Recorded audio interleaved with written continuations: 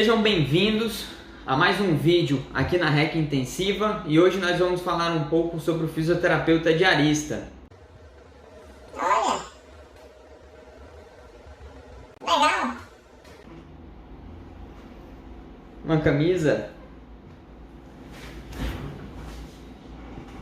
Será que ela fica bem em mim? Ah, hein? Ficou bacana. Legal, muito legal. E aí, galera? Olha, antes de tudo, nos siga, por favor. Curte, compartilha, ativa o sininho, divulga para todo mundo, tá? A REC Intensiva ela vem com uma pegada muito diferente. Ela é muito mais uma conversa, um bate-papo entre amigos do que qualquer outra coisa do tipo, como se fosse um aulão mesmo, entendeu? Então é sempre muito assim, como é que eu posso dizer? Não é que a gente converse muito, mas é uma coisa mais animadora, sabe? Mais brother, together. Beleza?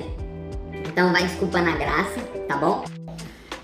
Sejam bem-vindos ao REC Intensiva, sou o Jamerson, tá bom? Hoje nós vamos falar um pouco sobre o fisioterapeuta diarista. Um vídeo simples, rápido, para quem não conhece, para quem não sabe ainda, na verdade, não existe fisioterapeuta diarista em todo o Brasil. É uma função muito nova, tá começando agora, não tem nem 2, 3 anos, creio eu. Então eu vou falar um pouco sobre o que eu faço, né? Para quem não sabe, eu sou fisioterapeuta diarista. O que eu faço? Então, primeiro ponto, cada hospital tem uma demanda diferente. Ah, Jamerson, mas pô, como assim cada hospital tem uma demanda diferente? Vai depender muito do que o hospital quer que você faça, né? Então, praticamente nós seguimos uma mesma linha, porém, dentre essa estrada nós temos algumas divergências, dependendo de hospital para hospital, tá bom? Mas eu vou falar aqui um pouco sobre o que? Essa linha primária, qual é a real função. Então, o nome, ele já diz tudo, ele é um fisioterapeuta que passa diariamente. Aí ele vai passar para quê? Ele vai passar alinhando todas as condutas dos pacientes. Tudo o que será feito na manhã, na tarde, na noite. Ele vai fazer um planejamento terapêutico desse paciente. E isso em coparticipação com o fisioterapeuta do setor, através de algumas ferramentas. POP de mobilização, POP de ventilação mecânica, ou estratégias alternativas, dependendo muito do fisioterapeuta do setor. Mas o fisioterapeuta diarista ele tem que garantir o quê? Uma continuidade do tratamento, uma evolução diária desse meu paciente, tá bom? Então vou falar um pouco sobre a minha realidade, tá? Então o fisioterapeuta diarista, ele sempre vai passar no turno da manhã. Ah, Jamerson, mas por que tu vai passar no turno da manhã toda vez? Porque toda tomada de decisão ela é feita pelo período da manhã por conta dos exames que sempre saem na madrugada. Ou seja, o nosso tratamento ele é baseado na função motora ou em algumas etapas conforme os meus exames laboratoriais ou até os de imagem também. Então a nossa tomada de decisão diária é com base na avaliação do paciente e na avaliação dos exames. Isso é feito em conjunto com o fisioterapeuta do setor. Aí você me pergunta, Jamerson, mas são 2 fisioterapeutas? São 2 fisioterapeutas, só que um é bem assistencial, que é o meu fisioterapeuta do setor, e o outro ele é mais burocrático na região, digamos assim. Por quê?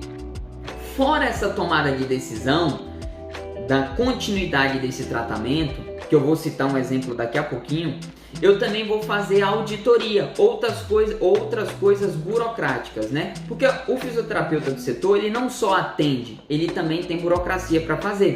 E eu tenho que manter a harmonia desse setor, garantir com que o meu fisioterapeuta, ele consiga atender essa demanda de exigências que é necessária, que a instituição vai exigir, digamos assim, tá bom? Então, olha só, vou dar um exemplo para vocês.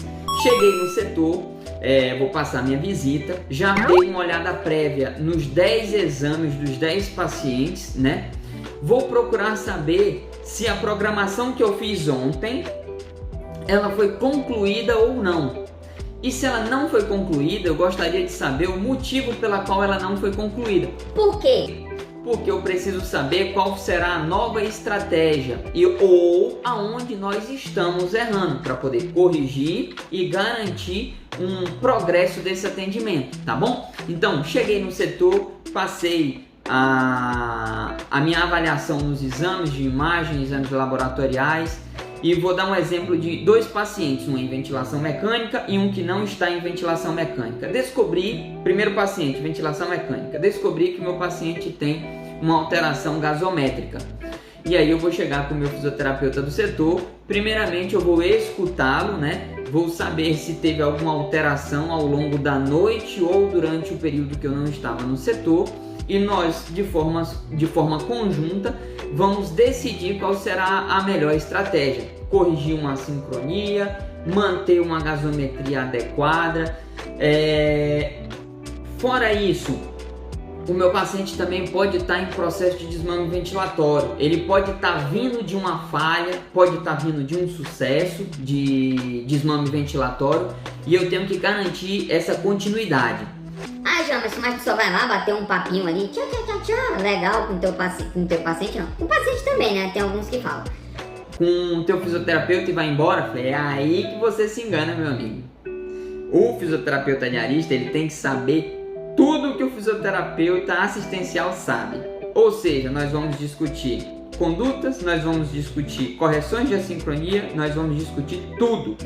Jamerson, mas por que tu vai discutir tudo? Porque, além de tudo, nós fazemos o quê? Eu me esqueci agora porque eu tô velho. Tô virando 36 horas de plantão e eu esqueci da fala. Nós fazemos o ensinamento em loco. O que seria um ensinamento em loco? Eu tenho que garantir que a estratégia que a gente traçou, ela vai ser concluída. Então, alguns dos colegas podem não saber executar algumas demandas que você exige. Se você tem um perfil de assincronia, você vê que o teu fisioterapeuta corrigiu aquela assincronia de uma forma não adequada, é a sua obrigação observar a sincronia, fazer a correção e ensinar o seu fisioterapeuta da forma mais saudável possível para que ele tenha uma absorção daquele conhecimento, para que ele garanta uma próxima correção futura. E assim você vai fazendo correções em cima de correções em loco, até chegar ao momento em que você tem uma fiel confiança no seu fisioterapeuta, porque o que você faria é o que ele também faria. Então nós, como observadores e gestores do ambiente, também temos que ter essa pegada administrativa. E essa pegada... Eu não sei falar ser psicólogo, eu não sei como é que falaria gestão de pessoas. Mas você tem que saber muito o jeito que você vai lidar com o seu colega, tá bom? Porque, lembrando bem, nós somos 2 colegas de nível superior que teríamos o mesmo conhecimento, só que a gente sabe que alguns se atualizam, outros não se atualizam. Então é nossa função sempre manter o setor atualizado. E além do mais, existem condutas que divergem. Então, por exemplo, um fisioterapeuta pode preferir ir por um caminho, outro fisioterapeuta pode preferir ir por outro caminho.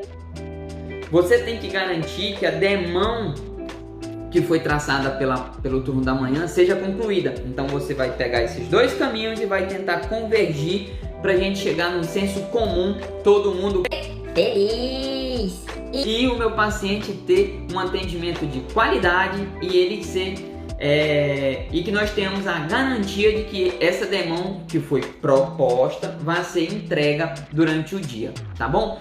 Eu particularmente prefiro sempre pensar num prazo de início e um prazo de término desses atendimentos, tá bom? Então toda a estratégia que vai ser tomada, tanto ela respiratória quanto motora, ela tem que ter o quê? Um prazo. Toda vez que você inclui um prazo, na verdade, você o quê? Você estimula o teu fisioterapeuta a bater aquela meta, a concluir aquela meta. E caso a gente não consiga concluir, nós precisamos o quê? Justificar. Ah, mas é chato justificar. Não. Não é chato justificar. É na justificativa que nós vamos o quê? Achar o erro, corrigir o erro e continuar dando um serviço de boa qualidade. Entendeu? Então você sempre tem que estar em busca dessa pegada de atendimento. não sendo invasivo demais na tomada de decisão, sempre escutando o seu colega e sempre tentando ser o mais organizado possível para que todas as condutas cheguem num senso comum, tá bom? Então, lembra sempre, visita, traçar condutas para manter uma continuidade e ensinamento em loco. Isso é um combo que não pode faltar pra gente, tá bom? Fica a dica. Então, ó, eu dei aí uma sugestiva de um paciente em ventilação mecânica. Agora, a sugestiva de um paciente para reabilitação motora, digamos assim. Então, cada paciente vai ter uma demanda diferente. Então, você vai usar algumas ferramentas, como os POPs de ventilação mecânica, POPs de reabilitação motora, para que todo mundo consiga concluir pelo menos o mínimo do atendimento com esse paciente. Alguns têm umas estratégias mais agressivas, outros têm uma estratégia mais conservadora, mas o POP ele vai garantir pelo menos o mínimo. E aí você se baseia no POP para poder ensinar essa galera, tá bom? Porque o POP é o mínimo que tu pode ofertar. Então bora lá. Para reabilitação motora, a estratégia ela já é um pouco mais diferente. Você precisa saber e também avaliar o seu paciente. Por quê? Além de tudo, além de traçar o objetivo, você também precisa conhecer o paciente e não só confiar no que o teu colega está dizendo, porque muitas das vezes a avaliação dele pode ser falha ou pode ser inconcluída. Nem sei se existe essa palavra. Mas como seria inconcluída? Por exemplo, meu paciente ele pode chegar no setor, tem um histórico que deambula. Beleza, meu paciente deambula. Então você vai traçar uma estratégia para um paciente que deambula, mas se você não for lá avaliar ele, muitas das vezes ele deambula, mas com muito auxílio, você não sabia. Você traça uma estratégia que não tem a ver, né? Ela não é cabível para aquele perfil de paciente.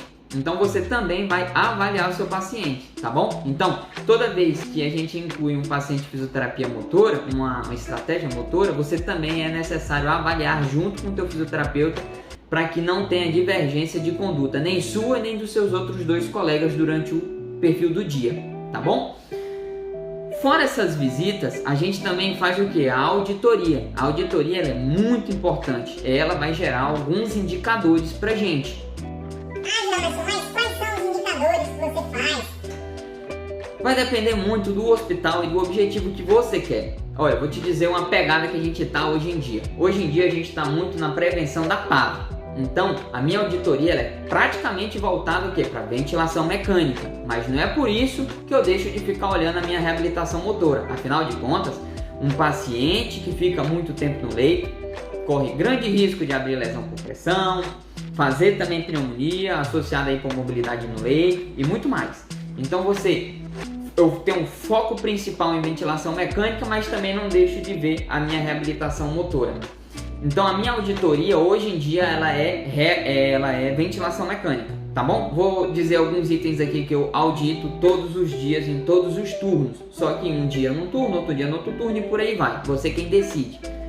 Eu vejo pressão de cuff, posicionamento de circuito, filtro, traquequé, padrões de ventilação protetora, vejo drive pressure, PMUSC, P01, avalio também alarmes do ventilador para saber se esse ventilador ele está de forma adequada, está com os alarmes de forma adequada para que não tenhamos intercorrências voltadas para isso, tá bom? Vejo todo esse contexto. E Jamerson, para que auditoria? A auditoria era para eu procurar as falhas. Mas não é porque eu sou chato que eu tô procurando falha, não. É porque você só quer manter o setor organizado. Então, se a gente descobrir alguma falha, o que é que a gente faz? Como eu já falei anteriormente, de uma forma sadia e educada e contínua, nós vamos tentar mostrar o caminho certo, o caminho da correção e mudar as alternativas. Muitos dos colegas às vezes não podem saber ali fazer aquela correção no momento. E você não pode ser de forma muito invasiva, você vai lá de forma mais suave e tranquila e vai fazer essa correção e garantir com que ele tenha aprendido para que aquilo não ocorra de novo, porque querendo ou não, nós estamos lidando com vidas, tá bom? Então, em tese, seriam mais ou menos essas três vertentes: manter a conduta, fazendo um planejamento de atendimento junto com o teu fisioterapeuta do setor, fazer a auditoria e o ensino em loco, né? Então nós temos essas três vertentes, assim, a priori. Só que tudo isso, por detrás de tudo isso, existem outras ferramentas. Eu vou tentar fazer um vídeo depois falando sobre essas ferramentas. É um vídeo que eu gosto mais, digamos assim, falando sobre as ferramentas, porque é através das ferramentas que nós temos os dados. E é aí onde a verdade vem à tona, meu querido. Papai, vou te dizer. é ali que a gente pega para saber se o teu trabalho, o meu trabalho, ele está sendo eficaz ou não. Entendeu? Mas isso fica para um próximo vídeo. Ah, desculpa. Das críticas. Beleza, galera? Então foi muito bom estar com vocês. Até uma próxima.